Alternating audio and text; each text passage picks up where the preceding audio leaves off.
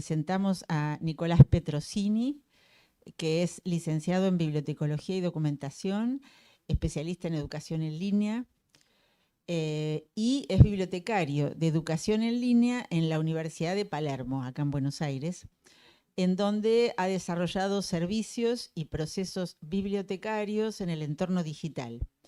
Anteriormente fue bibliotecario del Instituto Cultural Argentino Norteamericano. La presentación de Nicolás lleva el título de Integrando tecnología y aprendizaje en la biblioteca universitaria. ChatGPT, TikTok y la alfabetización en inteligencia artificial. Bueno, buenas tardes, ¿cómo están? Muchas gracias por venir, por escucharme. También agradezco a la Comisión Organizadora Permanente de la JBDU por haberme invitado y también a la Biblioteca Anfitriona por darnos todo este espacio y bueno, ofrecernos todo lo que necesitamos para poder desarrollar esta jornada que es tan importante para nuestra profesión.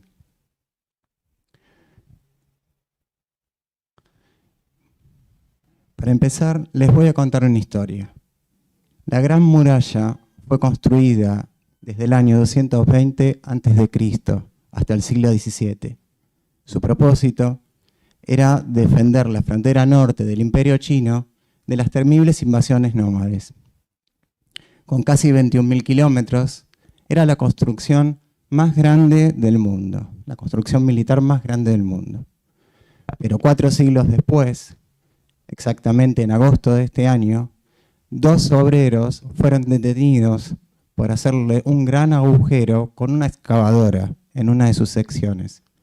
Según la policía local, los acusados querían reducir la distancia de viaje hasta una obra en construcción en la cual trabajaban.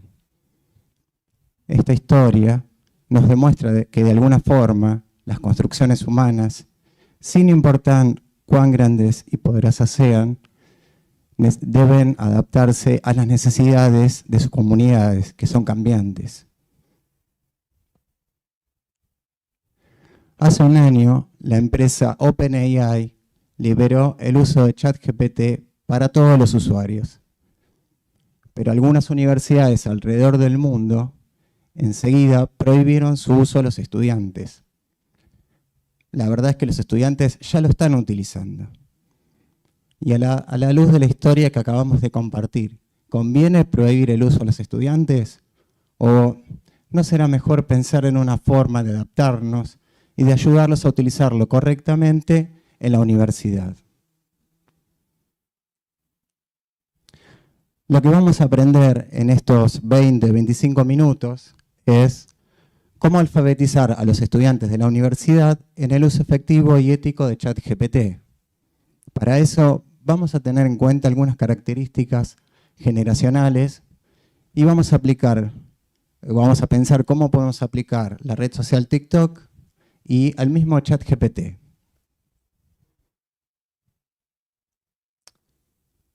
Pero primero vayamos a la cuestión generacional. ¿Alguno de ustedes escuchó el término generación Z? ¿Sí?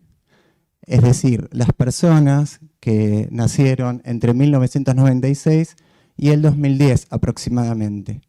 En otras palabras, es una parte de nuestros usuarios que consultan las bibliotecas actualmente, nuestras bibliotecas, y que tienen aproximadamente entre 18 y 27 años. Entre sus hábitos se destaca el uso temprano e intensivo de Internet y de los medios digitales. De hecho, cuando nacieron, ya existía Internet.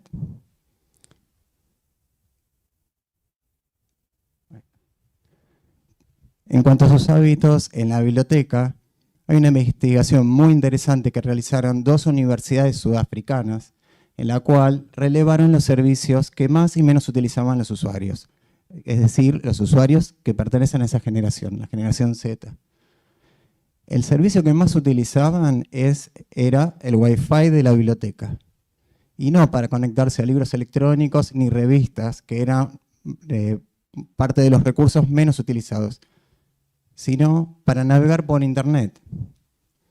Y por otra parte, otro hallazgo de ese estudio es que el servicio menos utilizado era la alfabetización informacional. De hecho, entre los resultados se explicaba que los estudiantes carecían de habilidades básicas para navegar por Internet de una manera correcta. Entonces, combinando estas dos variables, y si pensamos en la irrupción de sistemas como ChatGPT, que se acceden libremente y que requieren de una cierta mirada crítica para poder utilizarlo, este problema se vuelve aún más importante.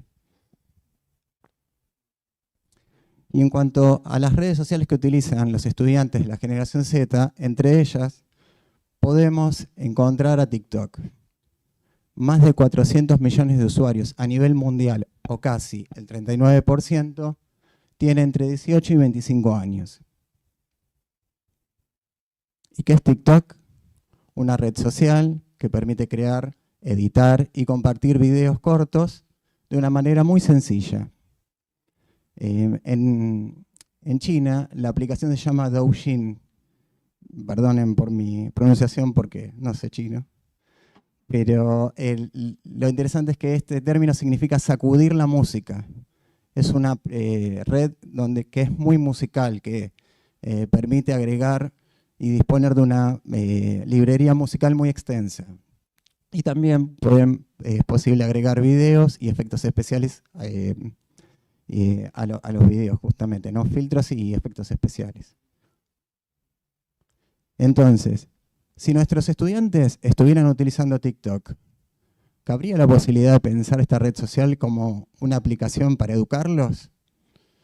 Hay varias investigaciones que han trabajado sobre este tema, y entre ellas hay una muy interesante de la Universidad de Valencia, en la cual los alumnos de una cátedra de la carrera de Ciencias del Deporte tuvieron que crear para un trabajo práctico coreografías, las filmaron, las editaron y las subieron a TikTok. Y entre los resultados se demostró que los estudiantes lo hicieron motivados y que se creó un entorno de aprendizaje para ellos que fue muy atractivo. ¿Y qué hay del uso de TikTok en las bibliotecas?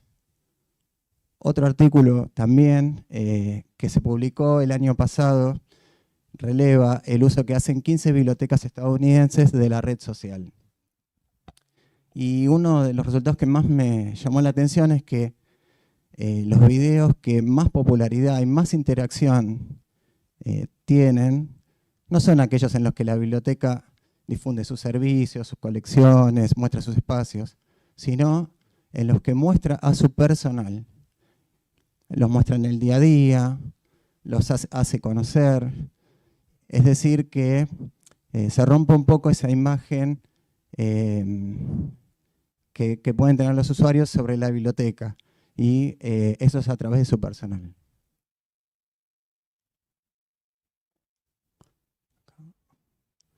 Y este hecho es muy importante. Hay otra investigación que ya se realizó hace varios años, en la cual una biblioteca de Estados Unidos descubrió que entre el 75 y el 85% de los estudiantes que iniciaban una investigación en la biblioteca sentían miedo o ansiedad. Es decir, si nosotros queremos alfabetizar a los estudiantes en el uso de ChatGPT, podríamos buscar algunas formas, pensar algunas estrategias para acercarnos a ellos y para derribar esos muros imaginarios que a veces existen entre ellos y nosotros, los bibliotecarios. Hoy se habló de ChatGPT.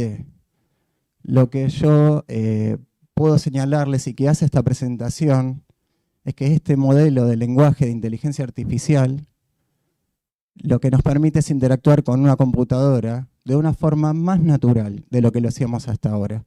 Es decir, casi como si estuviéramos conversando con otra persona. Entonces, si vamos a alfabetizar a los estudiantes en el uso efectivo y ético de ChatGPT, ¿qué les vamos a enseñar? Hay muchas cosas que podríamos mostrarles. En principio, para esta presentación yo pensé en 3 temas.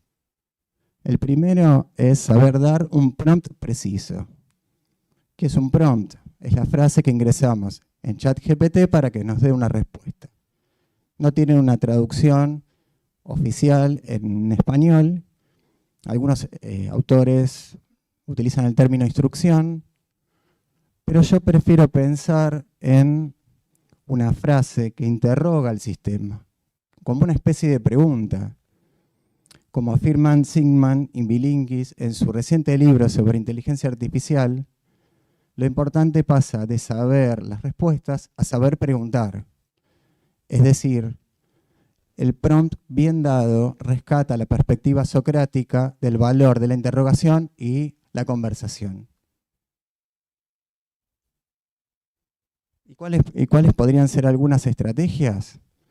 Bueno, hay varias. Yo señalo 3 en esta diapositiva.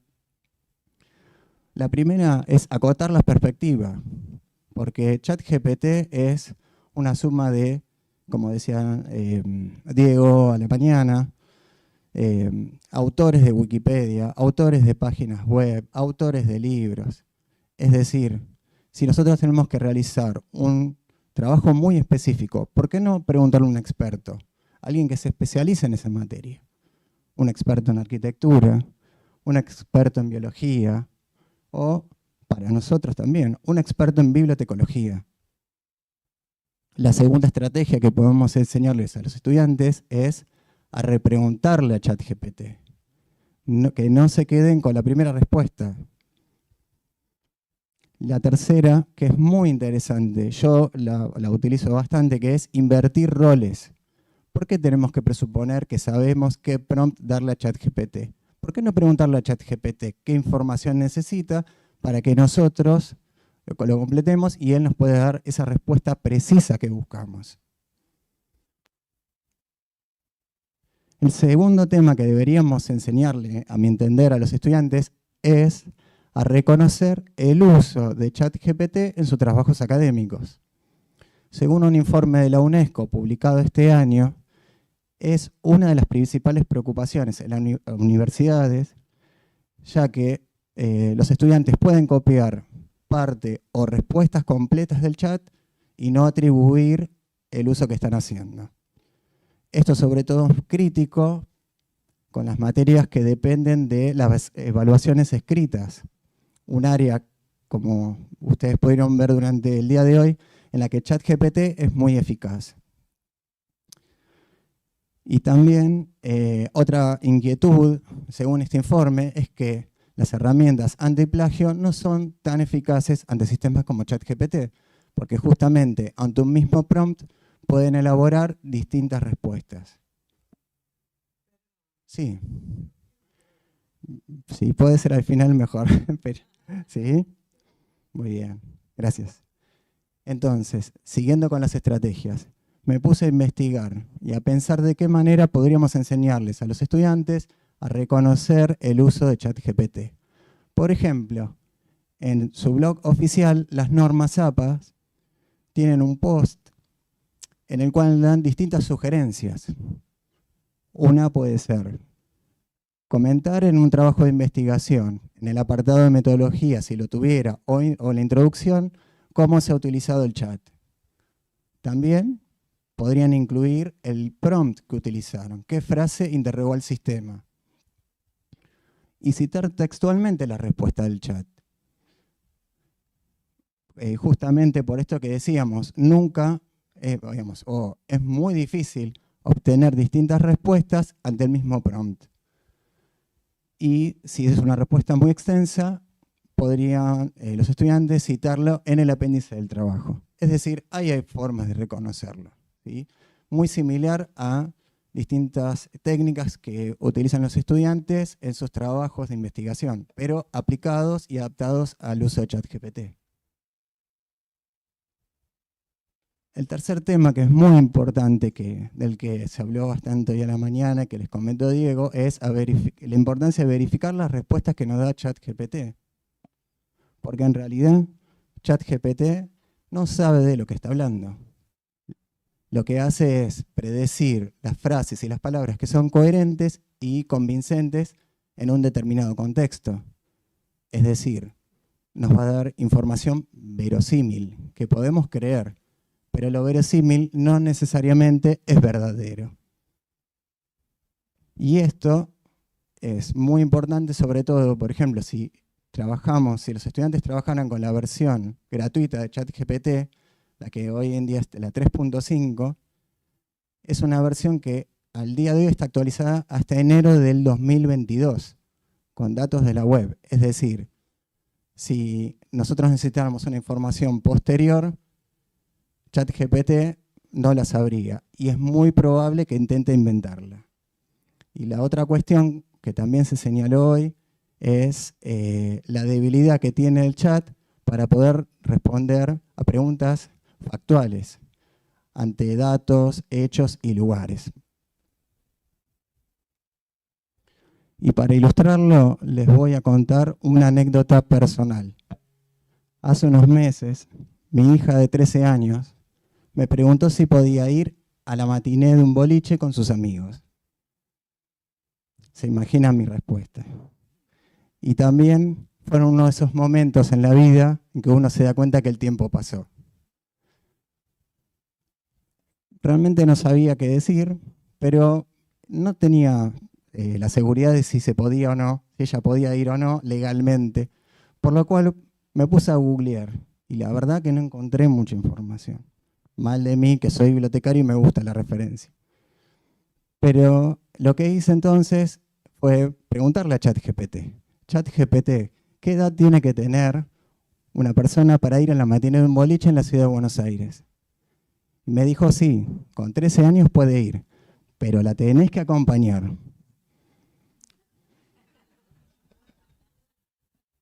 Me quedé pensando y me imaginaba la cara de mi hija cuando yo fuera con ella, entrando al boliche con sus amigos. Entonces le pregunté a ChatGPT, ¿de dónde obtuviste esto? Me citó un enlace del gobierno de la ciudad de Buenos Aires, digamos, una página de legislación. Probé el enlace, no funcionó. O lo había inventado, o justamente podía haber estado desactualizado. Con lo cual, es importante enseñarles a los estudiantes a que le pidan las fuentes con que utiliza ChatGPT para elaborar sus respuestas, y si no las puede proveer, hacer hincapié con los estudiantes en que esas respuestas de ChatGPT deberían ser comparadas con fuentes autorizadas. Pero volviendo a la central y a la cuestión generacional, ¿por qué no buscar una forma de acercarnos a los estudiantes de acuerdo a sus hábitos? Es decir, al uso intensivo de Internet y de los medios sociales. Lo que podríamos hacer, una estrategia que se me ocurrió a mí, es crear videos en TikTok con estos 3 temas que les acabo de mostrar y las estrategias, ¿sí? Para enseñarles de una manera audiovisual. Ahora, muy bien, yo me pregunté, ¿por qué no utilizar también ChatGPT para escribir los guiones? Y ustedes me van a preguntar, ¿pero para qué necesito a ChatGPT? Me pongo yo y trabajo yo solo. Me parece que lo interesante, por un lado, es que ante la disponibilidad que tenemos de ChatGPT, nos puede ayudar justamente a pensar y crear de una forma que nosotros no hubiéramos tenido en cuenta. Porque en ese diálogo y en esa conversación con el sistema pueden surgir aspectos que no hubiéramos tenido en cuenta. Y también, si nosotros vamos a enseñar a utilizar ChatGPT, deberíamos familiarizarnos con su uso. Entonces, lo que hice fue aplicar las 3 estrategias que les mostré recién. Primero, acoté la perspectiva. Le dije, ChatGPT, tenés que responderme como un experto en bibliotecología, especializado en alfabetización informacional y con experiencia en redes sociales. Ok. Segunda estrategia. ¿Qué información necesitas para escribir guiones para TikTok? Entonces me enumeró una serie de datos. Yo acá solo transcribí 6. En primer lugar, el objetivo. Todo esto me lo pidió ChatGPT. Y lo interesante es que yo no lo sabía. Me dijo, ¿para qué son los videos? Para alfabetizar a los estudiantes en el uso efectivo y ético de ChatGPT. ¿Cuánto van a durar los videos? 1 minuto. ¿De qué tema van a hacer cada video? Bueno, empecemos por dar buenos prompts. ¿Qué estilo? Informal. ¿Qué estructura van a tener los videos? Una introducción, un desarrollo y un desenlace. ¿Sí? Una estructura clásica de narración. ¿Y a qué público va a estar destinado? Y me pidió una serie que realmente me sorprendió, de datos muy específicos de cómo caracterizar a esos destinatarios. Entonces le completé los datos y le di Enter. Y me escribió todos los guiones. Esta es una captura de solo 10 segundos, porque además lo interesante es que lo escribe en tiempo. Son 10 segundos de un video, o sea, del que sería el guión para un video. Y hay varias cosas que me llaman la atención de acá. En primer lugar, que sin que yo se lo dijera, me escribió las imágenes que debían aparecer en el video, el texto en pantalla, es decir, como subtítulo de una película, y la voz en off que debía decir el narrador. Le repregunté, la otra estrategia que me faltaba, por favor, ChatGPT, ¿podés pasar el guión de español neutro a español argentino? Muy bien, lo pasó. Y por ejemplo agregó algunas palabras que yo no hubiera utilizado. El narrador te debería decir, primero, hace que ChatGPT hable como un crack en tu materia. Palabra que yo no uso, mi hija a veces me dice crack. Y entonces lo interesante son los hallazgos, las cuestiones que aparecieron y que me recomendó ChatGPT que yo no hubiera tenido en cuenta. Algo para considerar también, que yo no había pensado y que después encontré, es que las palabras clave, es decir, el texto en pantalla funciona como unas palabras claves en los videos, que permite a los usuarios de TikTok poder recibir esas recomendaciones. Entonces, como vimos en esta presentación, podríamos alfabetizar a los estudiantes en el uso efectivo y ético de ChatGPT, considerando algunas características generacionales. Y bueno, y para eso podemos aplicar la red social TikTok y el mismo ChatGPT. Y para terminar, me gustaría que pensemos. Ante el cambio de paradigma que propone la inteligencia artificial en la educación superior, ¿cuál va a ser nuestra actitud? ¿Vamos a prohibirla? ¿Vamos a acompañarla? ¿Vamos a ayudar a los estudiantes? ¿Vamos a derribar los muros imaginarios que existen entre ellos y nosotros, los bibliotecarios? Muchas gracias.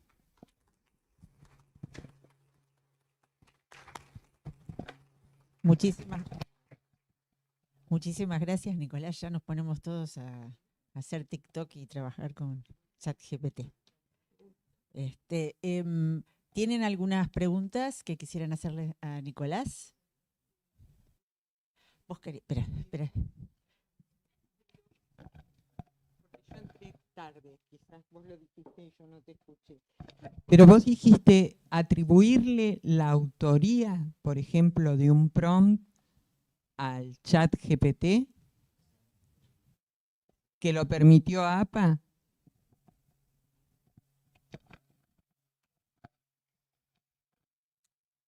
Es reconocer el uso, que en un trabajo académico un alumno está utilizando ChatGPT para como una, no sé, puede ser como un disparador, por ejemplo, como yo quise hacer con el guión, como una especie de coautor, o por ahí autor no sería la palabra, pero como un apoyo para crear algo nuevo. La normativa que están preparando en Europa lo aconseja mencionar el ChatGPT, pero como traductor busqué información sobre nunca concederle autoría. Por eso me sorprendió lo de APA, que yo entramos tarde, y digo, ¿cómo APA le concede autoría? Nunca se lo puede considerar un autor porque es un lenguaje. Entonces, sí mencionar todo lo que podés hacer, traducir, te ayudó a corregir la ortografía, la redacción o eso, pero no más. Y eso me quedó la duda. Sí, sí, justamente es como vos decís. El blog de APA lo que indica es distintas formas de reconocer cómo se lo ha utilizado. Sí. No, no. Se me ocurre que es reconocer la herramienta, es reconocimiento en el sentido de que vos usaste una herramienta, entonces reconoces que la usaste. Eso, no por autoría, sino decir, para tal cosa usé el chat GTP, lo cual me parece una práctica de mucha honestidad y saludable. Sí, sí, sí, sí, porque es imposible que no, o sea, se va a usar, se usa, yo lo uso lo uso para resumir, lo uso para hacer diapositivas, le tiro textos y le pido que los compare, o sea, lo uso, entonces está bien que en una actividad académica, me parece, eh, aparezca la honestidad de decir, bueno, para esto usé el chat GPT. Parece que está.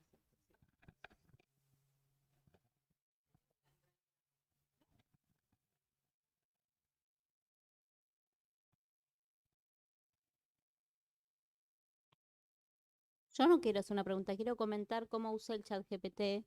Teníamos que investigar sobre software de plagio, ¿sí? No pagos en general, porque pasa que en nuestras bibliotecas suscribir cuesta. Y pregunté por comparativas, estuve entrando a sitios, haciéndolo al modo que conozco.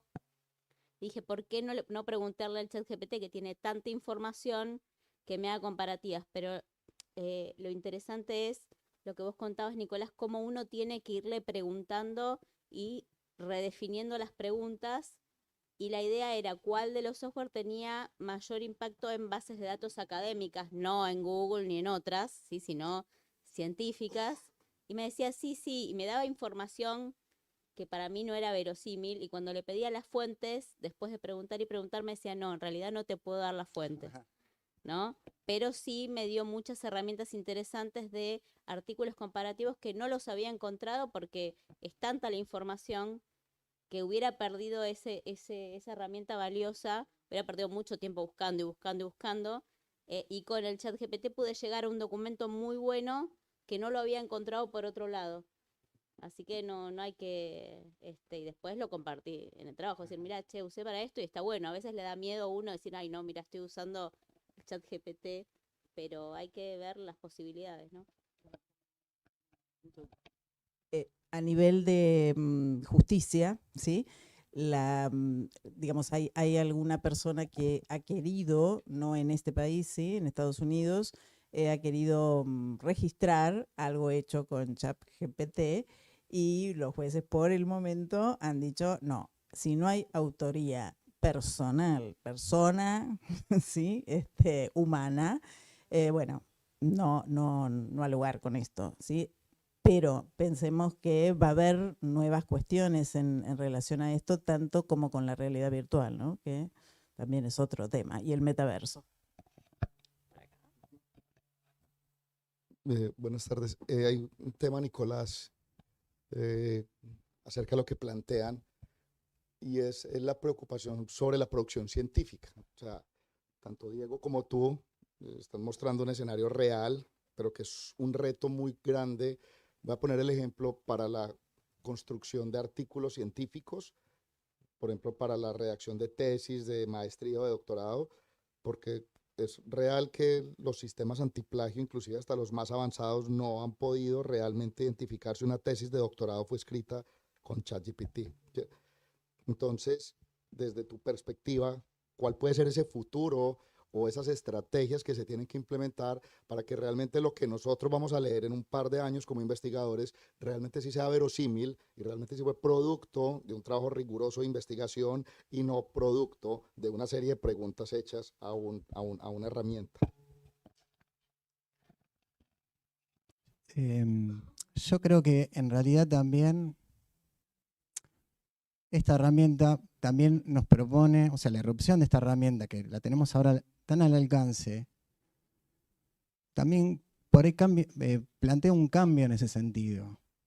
Es decir, ¿va a hacer falta que como autores tengamos que escribir todo un texto? O como, bueno, justamente en ese libro que les recomiendo de Zygmunt y Bilinkis, que hablan del ejemplo de un atelier, donde el artista en realidad encarga su obra a distintos pintores. ¿Quién es el autor de la obra? Bueno, hubo un caso legal que terminó fallando a favor del artista. Entonces, yo creo que es un punto que en este momento es difícil de responder, pero creo que va a plantear grandes desafíos. Porque como, a ver, lo que yo les mostraba de dar el prompt y precisar el prompt, en eso también hay una creación. No es solamente preguntarle lo primero que a uno se le ocurre y quedarse con eso y copiar todo. Creo que es un desafío. Lo que vos planteás es a futuro, es repensar la forma en que consideramos la creación y bueno, es una cuestión a futuro de responder. Sí. Sí. Yo soy muy fan de la inteligencia artificial y soy muy positivista inclusive. Esto me hace acordar mucho a algo. Cuando en el pasado los hombres empezaron a preguntar cuál era el secreto de la vida, empezaron a hacer experimentos. Pero al principio había un grupo muy fuerte que decía que la vida tenía un secreto y que era mágico, era divino, ¿sí? Los primeros experimentos que demostraron que se podía obtener materia orgánica con reacciones químicas fueron un golpe muy fuerte para esas personas, porque descubrieron que en la vida solo había leyes físicas. Y entonces fue un retroceso o ¿cómo decirlo? Una toma de conciencia de que sí somos especiales, pero no de esa forma mágica en donde no teníamos explicación. Y yo creo que acá pasa exactamente lo mismo. Lo que nos aterra es darnos cuenta que hay un mecanismo de razonamiento. Que nuestro razonamiento humano no es un arte especial, indescribible e irrepetible. No, respeta leyes físicas. Eso significa que hay una máquina que puede hacer lo que nosotros hacemos, que es razonar. Y es lógico porque nuestros cerebros están hechos con células, están hechos con materia y responden a leyes físicas. Si yo replico esas leyes físicas, obtengo también razonamiento. Llegamos al momento en el que nos tenemos que enfrentar que nuestra naturaleza, si es divina, no está en el razonamiento. El razonamiento es un proceso lógico. Y era obvio que íbamos a llegar a encontrar eso. Nos aterra, sí, yo no paro de escuchar gente que me dice, pero ¿y entonces qué vamos a hacer? O además quieren encontrar en el razonamiento humano algo superador de la inteligencia artificial. ¿Por qué? Porque si la inteligencia artificial el día de mañana nos supera, nos volvemos más tontos, No, si la creamos nosotros. O sea, creo que hay que abandonar eso. Yo me acuerdo mucho cuando yo en la escuela secundaria usaba calculadora y mi mamá, mi papá y mi abuela decían, cuando yo era chico se hacía todo a mano. Pero mi mamá y mi papá, y mi abuela mucho menos, no podían hacer las cosas que yo hacía con esa calculadora. Yo evaluaba ecuaciones diferenciales. Y explicar una ecuación diferencial a mi mamá hubiera sido muy difícil. No porque la subestimo, pero ella lo que llegó con lápiz y papel fue a calcular algoritmos o con tablas de algoritmos, ¿entiende? Entonces, nosotros estamos mecanizando algo que nos da un poco de miedo, y entiendo, pero que tenemos que agarrarlo fuerte porque es una herramienta maravillosa. ¿Sí? Entonces, yo solo les voy a dar un secreto que a mí me sirve mucho. Si ustedes usan ChatGPT como una enciclopedia, están equivocados. La enciclopedia es la Wikipedia o cualquier otra cosa que yo voy y tomo información. ChatGPT no fue para tomar información, es para razonar. Ofrézcanle y háganles desafíos. pídanle que razone aquello que a nosotros nos llevaría mucho tiempo, ¿sí? Por ejemplo, yo tengo una lista de nombres de artículos y necesitaba saber los géneros. Le pedí, decime de cada nombre cuál es su género, masculino o femenino. En hojas y hojas, lo hizo en un segundo. Yo hubiera estado un montón. Eso es un razonamiento. ¿Se entiende lo que quiero decir? Entonces, yo entiendo que genera un resquemor, pero es el salto. Es asumir que la lógica es algo repetible. Sí, disculpen que yo me metí como... Perdón, tenemos... Hola. Sí, tenemos 2 preguntas desde el chat. Ahí las voy a leer. Bien, tenemos 2 preguntas de Paula Ulariaga. La primera es, para Nicolás, ¿cómo han respondido los estudiantes y docentes a estas propuestas de Alfin en la universidad en la que trabajas? Y después pregunta si nos puedes recomendar algún material sobre alfabetización informacional con inteligencia artificial. La primera pregunta no tengo respuesta porque todavía no lo hemos aplicado. Eso es una investigación que hice yo pensando en el tema de inteligencia artificial. Pero sería interesante ver cómo funciona.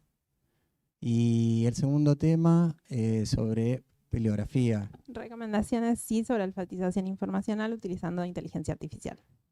En la bibliografía de mi presentación, tiene un código QR que pueden escanear, lleva una lista bibliográfica. Hay un libro publicado creo que hace 2 años por la Asociación de Bibliotecas Universitarias y de Investigación de la ALA, que es específicamente sobre inteligencia artificial y bibliotecas académicas, y un capítulo trata sobre la alfabetización informacional, alfabetización en inteligencia artificial. También hay una declaración de la IFLA sobre inteligencia artificial y bibliotecas, y se mencionan varios puntos con respecto a la importancia de la alfabetización en inteligencia artificial.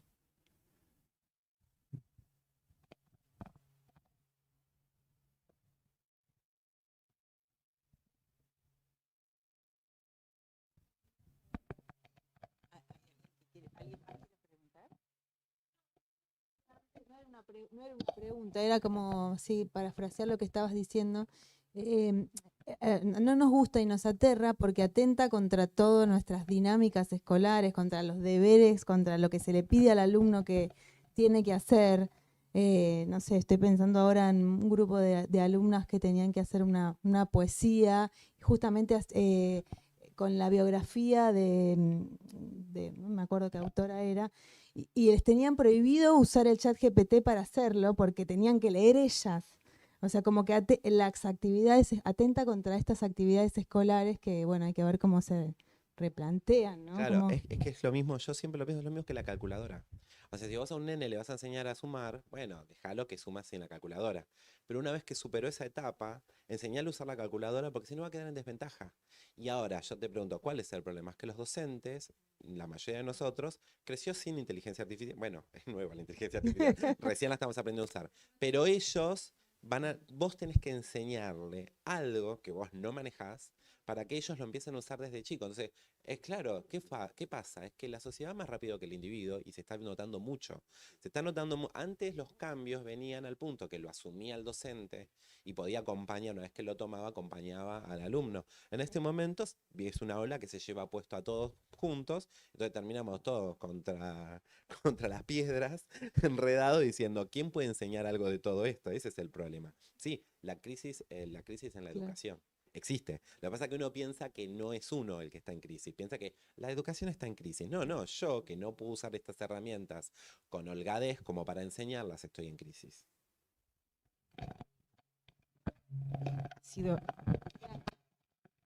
Bueno, ha sido sumamente interesante. Muchas gracias. Y viste, fíjate todo lo que despertó, ¿eh? Sí.